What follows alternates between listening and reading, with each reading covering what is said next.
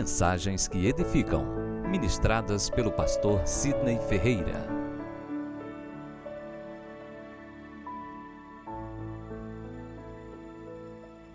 Gente, vamos abrir a Bíblia em Gênesis capítulo 4, versículo 9. Os irmãos encontraram? Amém? Disse o Senhor a Caim: onde está Abel, teu irmão? Ele respondeu: não sei. Acaso sou eu todo meu irmão? Onde está o teu irmão? Essa é a pergunta que ressoa na história, que Deus fez não somente a Caim, mas Deus faz a mim, a você e a todos aqueles que têm a capacidade de ouvi-lo, ou melhor, que têm a sensibilidade de ouvi-lo. Onde está o teu irmão? Não sei se você sabe, mas você é responsável por essa pessoa que está ao seu lado. Nós temos responsabilidade uns com os outros. Nós temos responsabilidade uns com os outros. O bem que você deseja ao seu irmão é o bem que você atrai para si. Mas o mal que você provoca para o seu irmão é o mal que você também atrai para si. A relação com Deus, ela depende muito dessa relação interpessoal com o nosso semelhante, com o nosso próximo. Nós vamos ver isso no decorrer dessa mensagem. Mas me vem à mente agora uma máxima dita pelo missionário José Irion. Ele disse isso, eu nunca esqueci, já faz um bom tempo que eu vi. Ele disse que em dado momento da sua vida ele procurou a Deus e não encontrou. Ele procurou a si mesmo e também não se encontrou. Mas no momento em que ele procurou o próximo, ele achou os três. Assim é a nossa vida. Tem pessoas querendo se encontrar e nessa busca de se achar, procuram também a Deus e não acham, porque ainda não foram capazes de olhar para o seu irmão. Você conhece essa história? Essa história relata o primeiro homicídio da humanidade. E esse homicídio simplesmente exterminou 1/4 da população. 1/4. Dizimou 1/4 de toda a população. Adão e Eva tiveram um filho chamado Caim e logo tiveram outro chamado Abel. E a história você já conhece. A tragédia aconteceu dentro de casa, dentro do lar. A tragédia, infelizmente, aconteceu entre irmãos. É tão terrível imaginar o quanto o mal está presente em nossas vidas e às vezes pode estar muito mais próximo do que imaginamos. A Bíblia apresenta diversas ocasiões, situações como essa, o mal surgindo entre os irmãos. E assim como foi com Abel, assim foi com José e assim foi com tantos outros que poderíamos enumerar aqui. E esse mal surgiu a partir da inveja. Quão terrível é um coração invejoso. É interessante que os dois fizeram sacrifícios para Deus. Deus gostou do sacrifício de Abel, mas não gostou do sacrifício de Caim. Existem uns detalhes na entrelinhas que nos deixam, tem que nos deixar atento. Como por exemplo, a Bíblia nos diz bem o seguinte: e recebeu Deus Abel e depois a sua oferta, e recebeu Deus Caim depois a sua oferta. Antes de Deus receber a nossa oferta, seja oferta em louvores, em orações, seja ofertas em doações ou qualquer tipo de oferta, Deus recebe antes a nós mesmos. E o que Deus percebeu é que Caim queria realizações, Caim queria reconhecimento, enquanto Abel queria relacionamento. Deus se agradou mais da oferta de Abel, e isso provocou uma ira de ciúmes. Deus foi ao encontro de Caim, e no versículo 7 diz: se procederes bem, não é certo que serás aceito? Versículo 7. Se você fizer o bem, não será aceito? mas se não fizer, saiba que o pecado o ameaça a porta. Ele deseja conquistá-lo, mas você deve dominá-lo. Antes de toda essa tragédia, Deus trouxe uma instrução, Deus trouxe uma direção, Deus trouxe uma revelação. Deus estava dizendo: Caim, você não precisa invejar a vida de Abel, basta tão somente fazer o que é certo, porque se você fizer o que é certo, também você será provado, também você será abençoado. Mas infelizmente esse ciúme doentio que controla as pessoas a deixarem de viver as suas vidas para viverem a vida dos outros. E isso é triste, gente. Eu vi há algum tempo de que o invejoso, ele não quer uma casa igual à sua, ele quer a sua casa. O invejoso, ele não quer um emprego igual ao seu, ele quer o seu emprego. O invejoso, ele não quer um carro igual que você tem, ele quer o seu carro. O invejoso, ele não quer um emprego em uma profissão semelhante à sua, ele quer o seu emprego, ele quer a sua profissão. O invejoso, ele não quer uma mulher igual à sua.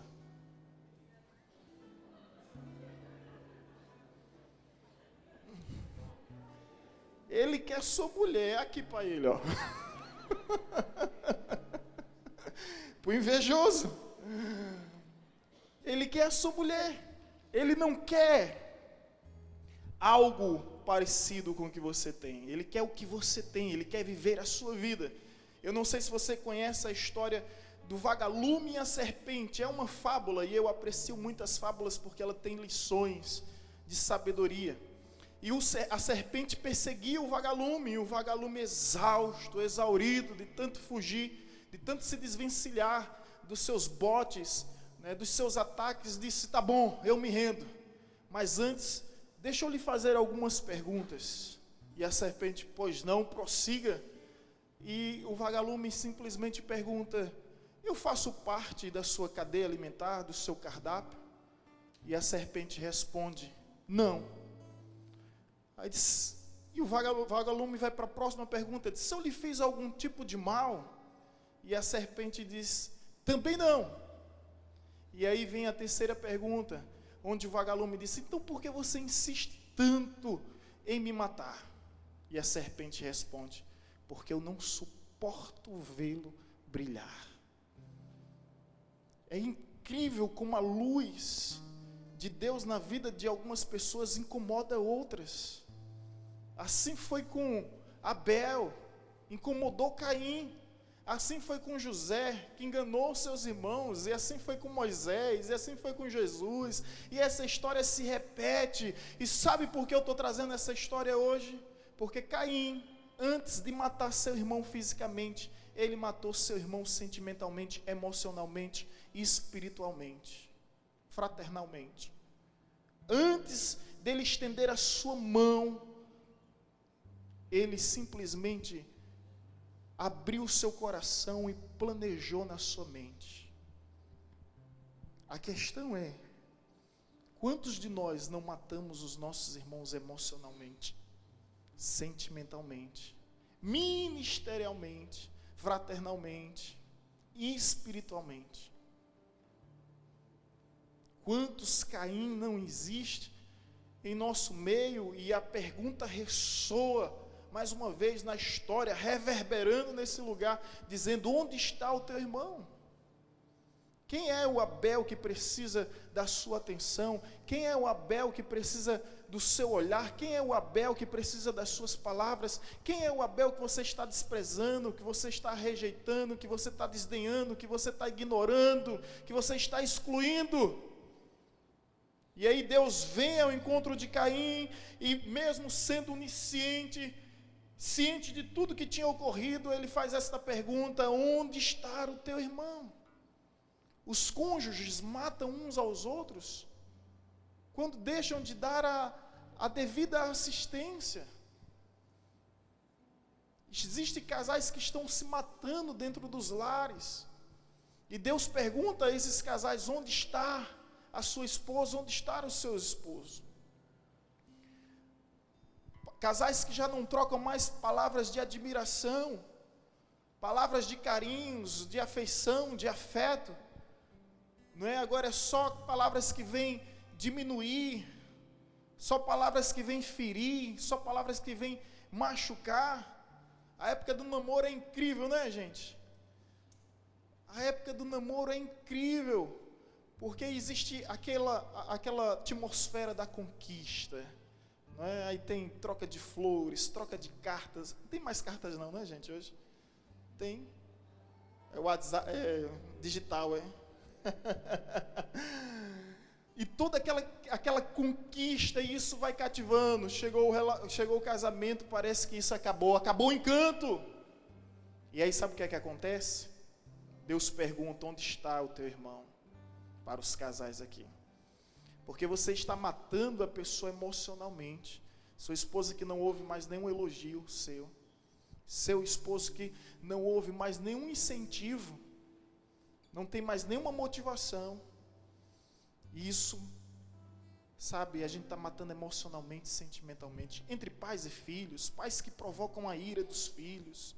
Filhos que não honram seus pais. E a gente está matando emocionalmente. E aqui, ó, quem é o seu Abel? Porque Deus está te perguntando hoje: onde está o seu irmão? O que é que você tem feito pelo seu irmão, pela vida do seu irmão? E Deus chama a atenção de Caim, assim também como chama a nossa atenção. Caim era o irmão mais velho, Caim era totalmente irresponsável. Eu sei que já não existia a lei naquela época, mas posteriormente o Código de Hammurabi traz a lei da geontocracia, que era o governo dos mais velhos sobre os mais novos. E até hoje em dia, a gente escuta muito isso, né, que os mais velhos têm a responsabilidade. Eu digo isso para Gabriel todos os dias: ó, você é responsável pela sua irmã, então cuide dela, você é mais velho do que ela, né, proteja. Então Caim era mais velho, Caim era para proteger. Quão terrível sofrer o mal daqueles que deveriam fazer o bem. Quão terrível. É por isso que Deus diz o seguinte no versículo 10: e disse Deus: que fizeste? A voz do sangue do teu irmão clama da terra a mim. O sangue de Abel clama por justiça, porque diante de tamanha maldade, quando o mal vem do lugar e das pessoas que menos imaginamos, dentro da nossa casa, das pessoas mais próximas, das pessoas mais presentes, que tem um poder maior de nos machucar, que tem um poder maior de nos ferir. Quer ver uma coisa? Fulano de tal, que mora em outro país, está falando mal de você. Cicrano, que mora em outra cidade, está falando mal de você. Beltrano, que mora em outro bairro, está falando de você. Agora quer ver uma coisa? Fulano, que mora dentro da tua casa, está falando mal de você. A dor é maior, bem maior. As pessoas que estão mais próximas, ela tem uma capacidade de nos atingir bem maior. Por isso que Jesus diz: o inimigo do homem será o de sua própria casa. Não que Deus deseja que os lares sejam um campo de batalha. Não que Deus deseja que os lares sejam um octógono de conflitos. Não que Deus deseja isso, mas é pela capacidade, né, de atingir, de ferir uns aos outros. Eu trago essa reflexão essa noite para que você possa refletir sobre a pergunta de Deus a a Caim, que é justamente o tema dessa nossa mensagem. Onde está o teu irmão? Eu acredito que há pessoas precisando de você. E é hora de você demonstrar o Cristo vivo que existe em sua vida. E começar a estender as mãos, acender uma luz e fazer o bem. Sabe por quê, irmãos? A nossa relação com o nosso semelhante determina a nossa relação com Deus. Você quer conhecer uma pessoa, se essa pessoa é de Deus ou não? Observe a maneira dela se relacionar com o seu próximo, com o seu semelhante. E aqui a gente quer pontuar algumas verdades. Ama a Deus, primeiro ponto, quem ama o próximo. 1 João, capítulo 4. Tem muita gente aí dizendo que ama a Deus, né? A Bíblia é um parâmetro que vem justamente averiguar. 1 João, capítulo 4, versículo 20 e 21. Quero fazer uma pergunta retórica. Você não precisa responder, mas que você possa pensar. Você ama a Deus? Você ama a Deus? A Bíblia vai revelar se você ama a Deus ou não. 1 João capítulo 4, versículo 20 e 21 diz o seguinte: se alguém afirmar, eu amo a Deus, mas odiar seu irmão é mentiroso, pois quem não ama seu irmão a quem vê, não pode amar a Deus a quem não vê. É uma contradição, é um despautério, é um paradoxo você dizer bem assim: eu amo a Deus, e ao mesmo tempo sonegar esse amor ao próximo. Você não ama a Deus. Me perdoe a franqueza, até mesmo por aqueles que estarão nos ouvindo através da mensagem que está sendo gravada. Você vive, a religiosidade. E essa mesma religiosidade foi quem levou Jesus para a cruz. Você vive a potestade da religiosidade, mas não vive o evangelho do reino de Deus. Então, ama a Deus aquele que ama ao seu próximo. Amém? Então, aquele que afirma, que declara, eu amo a Deus e ao mesmo tempo não amo o seu próximo, a Bíblia chama ele de mentiroso. É o interessante, né, gente, que a Bíblia é muito enfática, muito direta e muito objetiva. É justamente mentiroso aquele que diz que ama a Deus e ao mesmo tempo não demonstra amor, não revela amor, não manifesta amor com o seu próximo. Veja o que o versículo 21 diz: ora, temos da parte dele este mandamento, que aquele que ama a Deus, ame também a seu irmão. Ou seja, a Bíblia está querendo dizer, você quer amar a Deus, ame o seu irmão. E não é amar simplesmente aquele que lhe ama. É incrível quando a Bíblia fala que nós devemos orar por aqueles que nos perseguem e amar aquele que nos odeia. Como é possível você nutrir no seu coração um sentimento de afeição por uma pessoa que faz tanto mal? Como é possível? Não é possível. Ninguém é bobo, ninguém é um João bobo para receber pancada e ficar vindo de novo para o mesmo lugar. É aí onde entra o mistério. O amor não é sentimento, amor é comprometimento. O amor é atitude. O amor não é simplesmente sentimento. Por isso que a Bíblia conjuga o verbo no imperativo, amai, denotando sempre uma ordem, amai. E aí esse amor é manifesto através das nossas atitudes. É aí onde a Bíblia diz, se teu inimigo tiver sede, dá de beber, se tiver fome, dá de comer. Através das nossas atitudes nós devemos sim demonstrar este amor. Não é simplesmente sentimento. Amor, ele adentra na esfera de atitude, de comprometimento, de ações.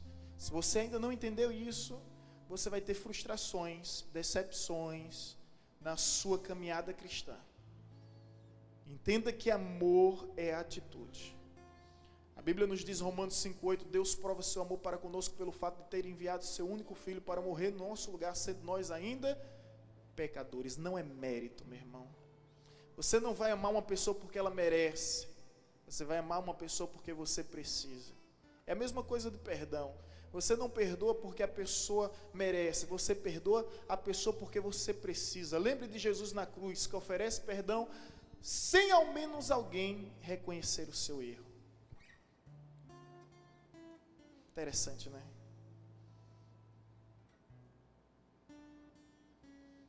Interessante. Jesus pendurado na cruz, despido, ultrajado, humilhado, açoitado, ferido, Ele olha para aquela multidão e diz: Pai, perdoa porque eles não sabem o que fazem. Ninguém pediu perdão, mas ele oferece perdão. Isso é o Evangelho, meu irmão. E esse é o Evangelho que nos confronta a cada dia sermos melhores, a refletirmos a imagem de Cristo através da nossa vida, através da nossa história. Sabe o que eu aprendo aqui? Homem de Deus tem que estar ciente de que vai apanhar, meu irmão. Se é homem de Deus, você vai apanhar, meu irmão. Cinge os teus lombos, porque você vai levar alguns açoites aí, nessa história. E quando você olha para Apocalipse, você vai ver que o vencedor não é aquele que conquista, não é aquele que governa, não é aquele que explora, não é aquele que desbrava. O vencedor é aquele que suporta. Mas aquele que suporta é aquele que persevera. Aquele que perseverar até o fim receberá a coroa da vida. Aquele que suportar até o fim, esse será o vencedor. Jesus é o que é porque suportou, porque perseverou. Mesmo sendo açoitado, apanhou, mas mesmo assim não negou a sua cruz, que na realidade era a nossa cruz. Amém? Então dá um glória aí. Vai levar umas pancadas, meu irmão. Está preparado para isso? Vai levar algumas pancadas, mas mesmo assim demonstra o amor. O amor ao próximo revela o nosso amor a Deus. Mas não... E outro detalhe, em João 13:35 vai dizer o seguinte: nisto conhecereis quem sois verdadeiramente meus discípulos. João 13:35, coloca aí por gentileza. Se não tiraram, está aí. Se tiraram, aí a culpa é de outra pessoa, não é não, Jamil? João 13:35. Nisto conhecereis quem sois verdadeiramente meus discípulos, se tiverdes amor uns para com outros. Com isto, todos saberão que vocês são os meus discípulos, se vocês se amarem uns aos outros. Olha que forte. Gente, pense um pouco bem. Quem é o discípulo? Aquele que canta bem, aquele que toca bem, aquele que prega bem, aquele que ensina bem. Isso nos impressiona, mas não impressiona a Deus, gente. Tem pregador que prega, que pensa que quando ele prega, os anjos se arrepiam no céu. Tem cantor que canta, que pensa que quando ele está cantando na terra, os anjos aplaudem no céu. Vaidade, pura vaidade. Isso é irrelevante. Isso é irrelevante para Deus. Os verdadeiros discípulos não são aqueles que falam em línguas estranhas, mas aqueles que falam a língua do amor. Quando o apóstolo Paulo está falando em 1 Coríntios capítulo 12 sobre os dons espirituais, dons da palavra do conhecimento, da palavra da sabedoria, do discernimento, da cura, do milagre, de falar em línguas, de interpretar línguas, de profecias, sobre todos os dons, aí ele interrompe. Aí ele diz bem assim: eu passo-vos a mostrar um caminho sobremodo excelente. Ainda que eu fale a língua dos anjos e dos homens, se eu não tiver amor, eu nada serei. Ainda que eu tenha dom de profetizar, conheça todos os mistérios, entregue os meus bens aos pobres e até o meu próprio corpo para ser queimado, se eu não tiver amor, serei como um símbolo que tine, como um sino que ressoa. Nada, absolutamente nada. Sabe o que eu aprendo com esse texto? É que de nada adianta ter, de nada adianta conhecer, de nada adianta fazer, de nada adianta distribuir, se não formos movidos pelo amor. Nisto conhecerão quem sois verdadeiramente os meus discípulos, se tiverdes amor uns para com os outros. Então, meu irmão, crente que é crente, não é aquele que pula, que sapateia. Meu irmão, tem uma história aí que tinha uma irmã falando umas línguas e uns dois presbíteros se aproximaram dela. O presbítero já disse de onde vem, né? A igreja. Aí disseram bem assim: isso aí é carne, irmão. Aí o outro: isso aí é carne. A irmã se levantou, botou o dedão medial, disse: isso aqui que é carne. Eu disse: misericórdia. E essa história é muito conhecida, viu? Aqui que é carne entrou na carne direto. Crente que é crente é aquele que ama. Jesus deixou apenas uma marca, apenas um sinal, para a gente poder identificar quem é crente e quem não é, quem é evangélico e quem não é, quem é cristão e quem não é. É o amor. Se tiverdes amor uns para com os outros, estes serão verdadeiramente os meus. Eu fico escandalizado com quem se escandaliza quando alguém cai. Mas fulano pregava tão bem. Eu fico escandalizado com quem se escandaliza. Mas ela cantava tão bem. Ela cantava tão bem. Pessoas que ainda ficam ludibriadas com os dons. Gente, existe uma diferença de dons para frutos. Dons vêm dos céus para a terra. O fruto é da terra para os céus. Um cristão não se conhece através dos dons, mas através do fruto. Jesus deixou muito bem claro. Se conhece uma árvore através do seu fruto. Do seu fruto. Aí as pessoas ficam fascinadas. Estava lá em Boston. Fui pregar em um dia. E a irmã que foi me buscar no aeroporto disse: pastor, estava em um culto ontem. E o pastor que veio revelou o meu CPF e meu tipo sanguíneo. Pense uma situação, gente. Não foi fácil não, Boston, viu? Boston foi Boston.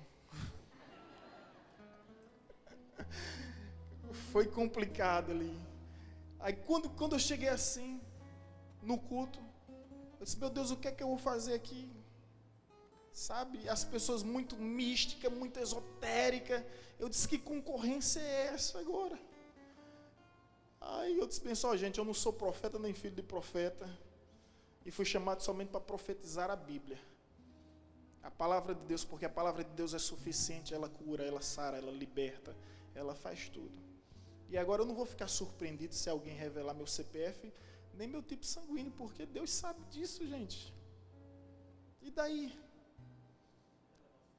Oi?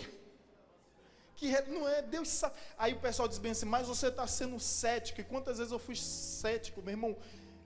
Eu sou tão crente que pode ter alguém igual, mas eu acho difícil ter alguém mais crente. Porque eu faço o que faço por temor à palavra, porque a palavra nos diz o seguinte: ai daquele que usar o nome de Deus em vão, porque o próprio Deus não terá-lo como inocente. Deus não vai ter essa pessoa como inocente. Então foi uma experiência ruim, porque as pessoas eram muito místicas. Se você não profetizasse, se você não revelasse, você não tinha valor nenhum. Você não tinha valor nenhum. E eu vivi isso, eu disse: meu Deus, e agora? Eu sou um pregador da palavra, eu não sou pregador de emoções. O que o apóstolo Paulo disse ao jovem Timóteo foi: prega a palavra. Não prega dramas, não prega sobre calamidades, sobre tragédias, mas prega a palavra. 2 Timóteo capítulo 4, versículo 2. Prega a palavra, porque a palavra é viva, a palavra é eficaz, a palavra é poderosa, a palavra transforma, a palavra tem poder, a palavra. E eu sei que na medida que eu vou falando, essa palavra vai se encaixando de alguma maneira, de alguma forma, na sua realidade, no seu coração, e vai gerando vida. E não sou eu, é a palavra de Deus que faz isso acontecer. E vai ressuscitando sonhos, vai ressuscitando esperança, vai ressuscitando fé. É a própria palavra. Quantas vezes, como pregador, eu desci desse altar frustrado e de repente chega alguém e diz bem assim: pastor, que palavra abençoada. Eu digo mais uma vez: se confirma que não sou eu, é a palavra. A gente desce assim às vezes, sabe? Isso é mistério. Eu vou contar a vocês segredo de pregador, né, missionário Milton? A gente desce assim arrasado e diz: hoje não fluiu. Não fluiu. Aí de repente vem uma pessoa e diz bem assim: pastor, que palavra abençoada.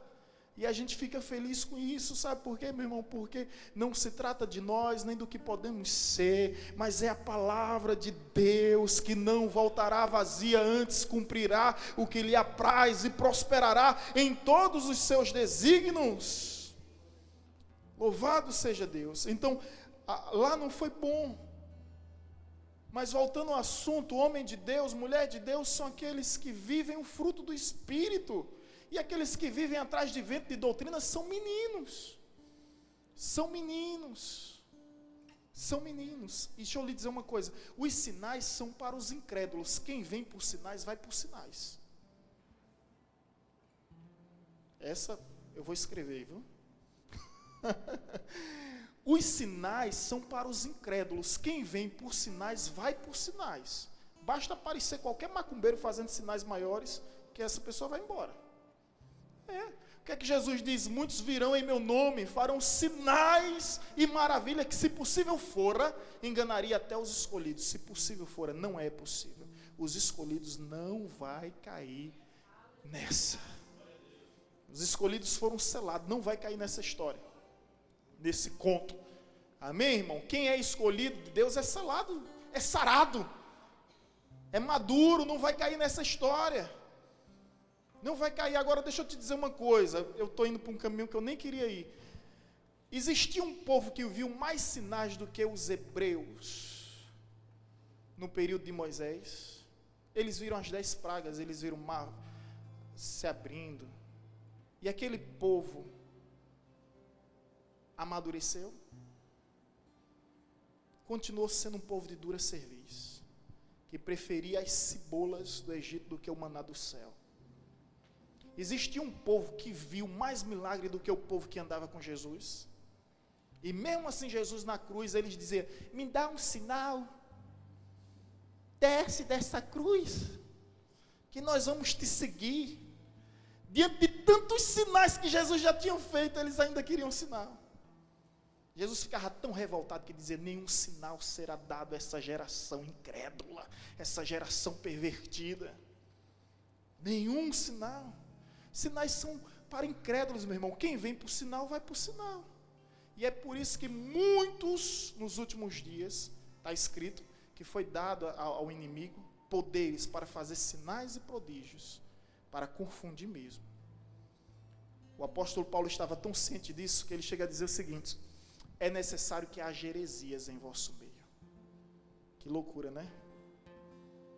Paulo diz, é importante que haja heresias em nosso meio. Gente, que pastor vai desejar isso para a sua igreja? Mas ele explica, é necessário que haja heresia para que os fiéis se manifestem. Para que os fiéis se manifestem. Então, meus irmãos, permitam-me retomar a ideia central. Você quer conhecer um cristão? Na realidade, esqueça, vamos parar de julgamento. Vamos julgar a nós mesmos. Você quer saber se você é cristão? A pergunta aqui é, você ama? Você ama? Se você ama, você é cristão. Se você não ama, você é apenas mais um religioso. E cuidado, que religião nenhuma leva um homem ao céu. Cuidado com aquela procissão de gente que vem dizendo, curei em teu nome. Para quem não conhece essa história, deixa eu contar, tá? Tem muitas pessoas visitantes. Jesus conta que haverá um dia que uma multidão de pessoas virão até ele e dirá, curamos em teu nome, profetizamos em teu nome, expulsamos demônios em teu nome, falamos línguas em teu nome. Jesus diz, apartai-vos de mim, porque eu nunca vos conheci. Jesus não nega o que eles fizeram. Eles realmente fizeram isso. Agora Jesus disse que nunca esteve com eles. Agora eu pergunto, da onde é que vem esse povo? Dos bordéis, dos prostíbulos, dos carnavais, dos sambódromos? Da onde é que vem esse povo? Da igreja, do ambiente religioso. Sabe quando eu li essa palavra a primeira vez, eu me assustei. Eu disse, Deus, eu não quero estar no meio dessa procissão, não. Me arranca desse lugar. E aí eu sou grato a Deus por dois livramentos. Ter me livrado do mundo pecaminoso e ter me livrado também da potestade religiosa. Não se esqueça que foi a religião que matou Jesus, irmão. E essa religião que matou Jesus há 2000 anos atrás, ela ainda continua matando o Cristo em muitas vidas. São tantas privações, sabe? São tantas provações que o jugo de Cristo é suave, o fardo é leve. Mas a religião coloca um fardo pesado, um jugo terrível E muitas pessoas não se aproximam de Deus porque ainda não conhecem Cristo, só conhecem Cristo através da religião. Isso é triste. Mas deixa eu continuar, gente. Só pode fazer o bem a Deus quem faz o bem ao seu próximo. Mateus 25. Evangelho de Mateus 25.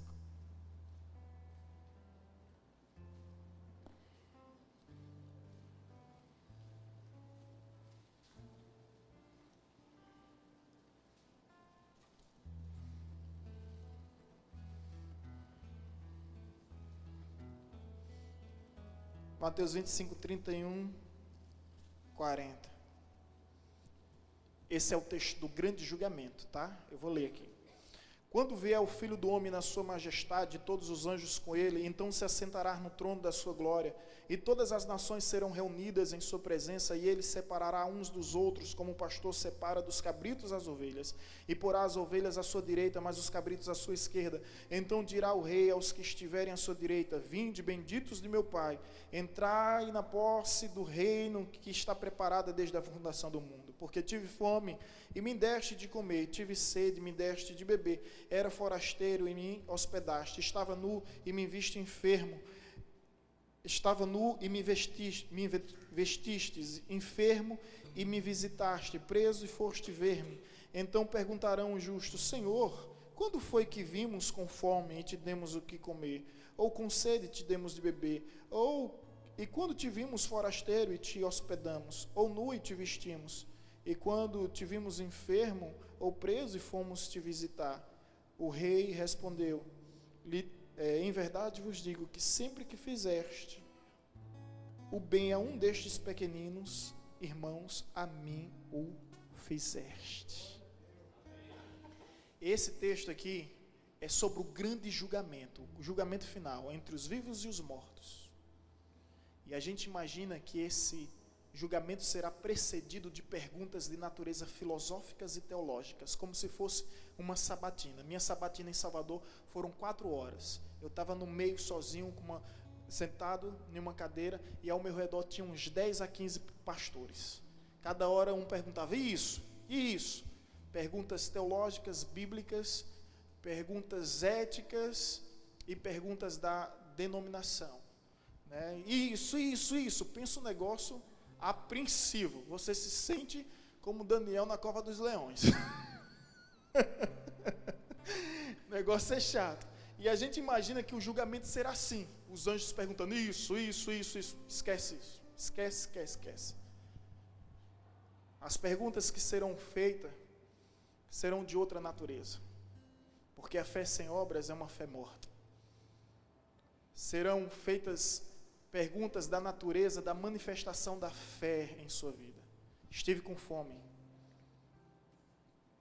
me deste de comer. Estive com sede, me deste de beber. Estive despido, me vestistes. Estive preso, foste me visitar. O pessoal fica atônito, perplexo e pergunta: mas quando foi que a gente te viu assim? Com fome, com sede, nu, preso. Aí Jesus diz bem assim: o bem que vocês fizeram a cada um deles, a mim fizeram. As questões não serão relacionadas ao que você conhecia, ao que você sabia, mas ao que você fez com o que você conhecia, ao que você fez com o que você podia, mas o que você fez. Os irmãos estão entendendo? Então, onde está o teu irmão? Fazemos o bem a Deus quando fazemos o bem ao próximo. O que eu quero dizer com isso? Quer fazer algo para Deus, meu irmão? Você quer fazer algo para Deus? Você realmente quer fazer algo para Deus? Faça para o próximo. Você não sabe como fazer? Nós temos essa casa aqui, ó, a Casa da Esperança. Mariana é a diretora dessa Casa da Esperança. Está aí uns 2 anos, 3 anos, né? Casa da Esperança, para atender crianças de vulnerabilidade social e econômica. Procura ser um voluntário. Procura participar, procura cooperar. Você quer uma outra coisa que a igreja tem feito? Houve uma chuva forte aqui que simplesmente levou a casa de um casal lá do antigo lixão, que hoje é o Boa Esperança, Leandro e Elisângela. Eles perderam tudo. Como igreja, eu disse: a gente tem que fazer algo. E aí? Vamos fazer o quê? eu tive vergonha de fazer uma campanha. Eu disse, eu tenho vergonha de fazer uma campanha, porque a Bíblia diz que aquele que sabe que deve fazer o bem e não faz, é o quê? É pecador. Me faz lembrar da história de Victor Hugo, um filósofo ateu, que andava nas ruas, vendo a miséria, sabe, dos mendigos, e ele perguntou, Deus, onde o Senhor está? Se o Senhor existe, onde é que o Senhor está? Porque o Senhor não faz nada. Aí pela primeira vez na história, ele escuta a voz de Deus dizendo, eu já fiz. E ele fica assustado e diz, o Senhor fez? Então o que foi que o Senhor fez? Eu fiz você. Deus fez a mim, Deus fez a você. Deus nos fez para ser soluções, para sermos agente de mudança, agente de transformação. Me faz lembrar da história de um missionário que foi para a África, ficou pasmo, perplexo diante de tanta miséria, diante de tanta desgraça que havia. E ele começou a clamar a Deus, Deus muda essa história, Deus, porque o Senhor transforma essa história. E Deus diz àquele missionário, eu já fiz, eu fiz você. Seja você a resposta da sua oração. Nós estamos numa campanha para construir essa casa, irmãos. Eu não sei, o irmão Éder, o evangelista Éder e a missionária Geisiana não veio hoje, mas nós vamos construir essa casa. Alguns irmãos estão se juntando, estão doando, estão fazendo. Aqui, permita-me aqui dizer, Saulo Neto, sábado, vai estar fazendo o que lá no Boa Esperança, Saulo? Está fazendo um chá de bebê, 2 grávidas lá, né? Duas gestantes, eles estão levando, fizeram enxoval, estão indo lá, né, fazer algo, parabéns, Saulo, pela iniciativa, parabéns pela atitude. O que é que nós estamos fazendo? Não é a ortodoxia, irmãos, é a nossa ortopraxia. A ortodoxia é aquilo que nós cremos, a ortopraxia é aquilo que nós fazemos. Nossa ortodoxia está perfeita, mas a nossa ortopraxia está precisando. Amém? Quero ir para o terceiro lugar. A gente serve a Deus quando serve o próximo. Terceiro ponto, Gálatas 6:2.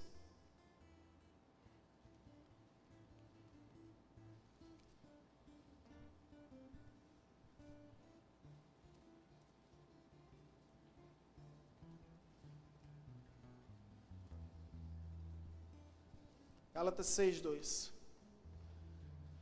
Levai as cargas uns dos outros e assim cumprireis a lei de Cristo. Você quer cumprir a lei de Cristo? Você quer cumprir os mandamentos de Deus? Você quer fazer a vontade de Deus? É simples, é fácil. Vamos levar as cargas uns dos outros. Ou seja, servindo ao próximo, eu estou servindo a Deus. Tem muita gente, eu quero servir a Deus, eu quero servir a Deus, eu quero servir a Deus. É tão simples servir a Deus. Basta tão somente servir ao próximo. Tão somente servir ao próximo. Levar as cargas uns dos outros. E assim a gente vai estar cumprindo a lei. A lei de Cristo. Você está vendo a carga pesada do seu irmão? Eu pergunto aqui, onde estão os Barnabé? Ele não está aqui, mas o evangelista Marcondes é um Barnabé. O evangelista Marcondes é um Barnabé. Que Deus o conserve e o preserve na sua integridade sempre. Ele não pode ver ninguém chorando. Ele se aproxima, como é que você está? Aí você diz, não, estou bem. Ele fala a verdade. Não, está tudo bem. Ele diz, eu não vou desistir. E ele cola na pessoa, ele junta. Barnabé, o pai da consolação na igreja de Atos. Ele não suportava ver ninguém entrando triste na igreja, ninguém chorando. Ele buscava de alguma forma estender a mão, trazer uma palavra de esperança, acender uma luz no meio da escuridão, erguer aqueles que estão caídos, enxugar as lágrimas daqueles que estão em prantos, limpar aqueles que se sujaram. Isso me faz lembrar a história de um garoto que estava brincando de bicicleta depois de um dia de muita chuva, e aquele garoto simplesmente tropeça e cai na lama, e as pessoas passam bem vestidas e arrumadas, ficam olhando, e diz: vem para cá, garoto, vai para lá, garoto. E uma lama grande, sabe? E aquele garoto fazendo de tudo para poder sair, era um menino. E de repente vem um menino maior e simplesmente pula naquela lama, abraça ele, se suja com ele, tira ele daquela lama. E as pessoas ficaram impressionadas sem entender o que estava acontecendo. Foram até ele, o maiorzinho, perguntou: por que você fez isso?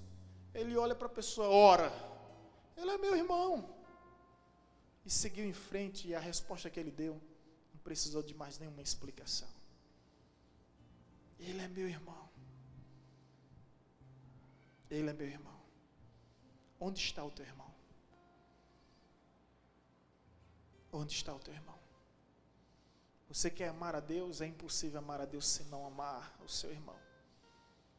Onde está o teu irmão? Você quer fazer o bem a Deus? É impossível fazer o bem a Deus se não fizer o bem ao seu irmão. Onde está o teu irmão?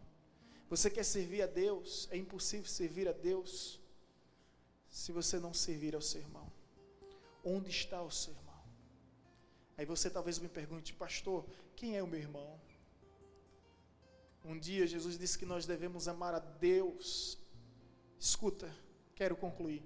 Acima de tudo, acima de todos. Esse é o primeiro grande mandamento. E depois Jesus diz o seguinte: olha só, existia 614 leis existentes no Tenac, no Talmud e na Torá, nos livros dos judeus. Aí Jesus diz bem assim, perguntaram a Jesus: qual é o maior mandamento? Jesus responde: amar a Deus sobre todas as coisas, e o outro equivale, semelhante a esse. Jesus não colocou nem acima nem embaixo.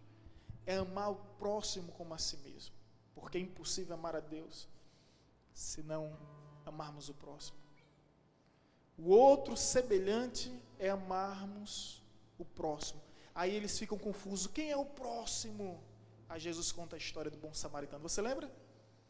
O bom samaritano, onde um homem foi saqueado, sabe, foi simplesmente ferido e é colocado na margem das ruas, e passa por lá o sacerdote, fingiu que não viu, passa por lá o levita, fingiu que não viu, e vem quem? Um samaritano. E a Samaria era uma raça mestiça, era considerada pelos judeus como um povo misturado.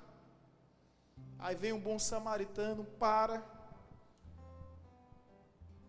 coloca nos braços, leva a um lugar, cuida, trata, e diz: eu preciso ir, mas gasto o que for necessário para que com esse homem fique bem, e eu voltarei aqui e vou me responsabilizar com todas as despesas. E Jesus volta, pergunta: quem foi o bom? Quem foi o próximo? Aí diz: foi o bom samaritano. Jesus diz: vai tu e faz o mesmo. Ei, escute. O bom samaritano não perguntou qual era a sua religião, qual era a sua denominação. O bom samaritano não perguntou qual era a sua nacionalidade. O bom samaritano não se preocupou em saber sua cor. O bom samaritano não se preocupou em saber quais são as suas opções sexuais. O bom samaritano não se preocupou com nada disso. Simplesmente fez o que fez. Martin Luther King, pastor norte-americano, onde os Estados Unidos têm um feriado em homenagem a ele. Um dia ele pregou sobre esse sermão, sobre essa história. Sabe o que foi que ele disse? Ele disse que o sacerdote e o levita, quando viram aquele homem saqueado, desprezado, ferido, eles pensaram consigo: se eu parar para ajudá-lo, o que será de mim? Pensaram em si. Mas quando vem um bom samaritano, ele pensa diferente do sacerdote e do levita. Ele pensa assim: se eu não parar para ajudá-lo, o que será dele? Como você pensa? É a pergunta a se fazer. Você pensa como o sacerdote e o levita? Se eu parar para ajudá-lo, O que será de mim? Vou chegar atrasado, vou perder isso, vou perder aquilo. Será que você pensa sempre em si? Ou você pensa como um bom samaritano, se eu não fizer, quem vai fazer? Se eu não ajudar, quem vai ajudar? Se não for agora, quando? Se não for aqui, aonde? Se não for eu, quem será? Onde está o teu irmão? Vamos nos colocar em pé em nome de Jesus.